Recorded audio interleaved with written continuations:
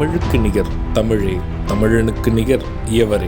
2 அடியில் நம்மால் எதுவும் செய்ய இயலாது என்று எண்ணும் மனிதனிடத்தில் 2 அடி குரலில் எதையும் நம்மால் செய்ய முடியும் என நம்பிக்கையை ஊக்குவித்தது திருக்குறள். வணக்கம் குழந்தைகளே. வணக்கம் பகலவன் ஐயா.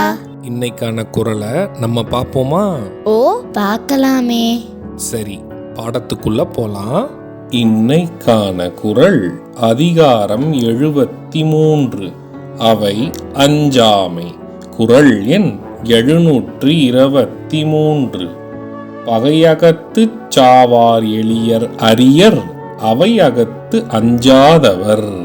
ஐயா, நீங்க சொன்ன இந்த குறளோட பொருள் என்ன? இதுக்கான பொருள், போர்க்களத்தில் துணிந்து சென்று சாகத் தயாராய் இருப்பவர்கள் ஏராளமாக இருக்கிறார்கள். ஆனால் கற்றறிந்தவர்கள் அவை நடுவே அஞ்சாமல் சென்று பேசக்கூடியவர்கள் மிகச் சிலராகவே இருப்பார்கள்.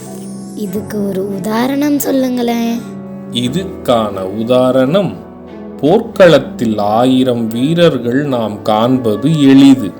ஆனால் ஒரு அவையில் பல பேர் முன்னிலையில் பேசக்கூடிய வீரம் படைத்தவர்களை நாம் காண்பது கடினம்.